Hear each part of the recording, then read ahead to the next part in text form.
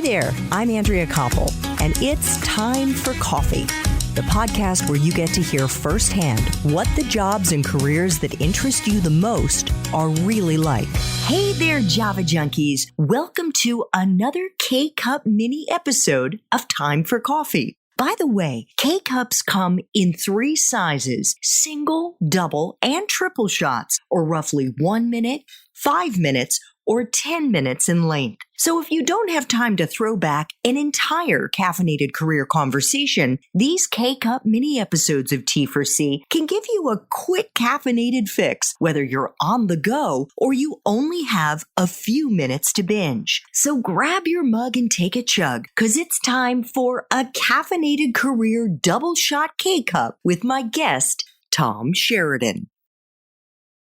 So Tom, could you help us to see sort of the weeds in these different campaigns? And you can pick either the Corporation for National Service or the work that you're doing with the Global Fragility Act, and help our young listeners understand just how many moving pieces there are when you're building campaigns like this. And as someone who spent about 8 years in your world, but who learned much of it on the job from some incredibly talented and knowledgeable colleagues that I had, what I came to realize is that building a strong advocacy campaign is almost like playing 3-dimensional chess.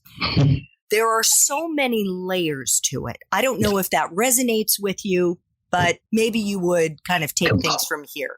Completely true. This is oversimplified, but I think it'll help with your listeners. We call our theory of change the 3 Ps. That any good movement or campaign has to have these 3 essential components, and how you work them together is where and how you become successful. So the first P is what we call policy. This is actually understanding the problem and having deep knowledge of it and a solution that you know can work. So that there's data to support it. There's been demonstration programs that prove that your theory of change could actually be helpful. And it has to be both. It has to be both a problem and a solution, because policy is not a forum for articulating problems, because it doesn't do anything. It's the solution that becomes the policy. And so, but you have to have both, and you have to work hard to make sure that those are well-founded, well-understood, and highly credible. The second P is politics. This is how bills become law. It's how, markups happen. It's how votes get traded. It's how, amendments get added. It is how the politics of the day works. It's the rough and tumble of how you get policy to actually see its way through to a piece of legislation and a signature by a president. And politics for me and for not-for-profit folks is people. It's how do you organize people, passionate people who put this issue in the forefront of the way they behave as voters and talk to their members of Congress about why this issue is a priority and why they want it solved. So that's the second P, politics. The third P I call press, which is really the validation of the community writ large, the ability for people to read about, hear about, see that this problem is in fact real in their community, in their city, in their state, in their world, and that there are solutions that are valid to fix it. So it's kind of third-party validation in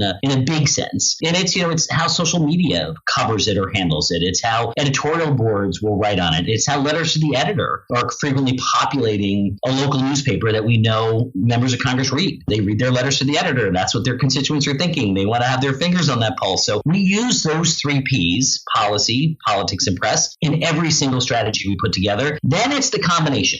It's a little bit like a Ouija board. You're kind of moving those 3 Ps on the board. As you said, it was a great analogy. You're using those 3 Ps in a 3-dimensional chess game. It's never static. It's always dynamic. And no 2 campaigns are ever the same. But these elements are essential to being successful. Yes. So could you pull out maybe a tactic that you've employed in one or the other of the campaigns that you outlined for us that falls under one of those 3 Ps?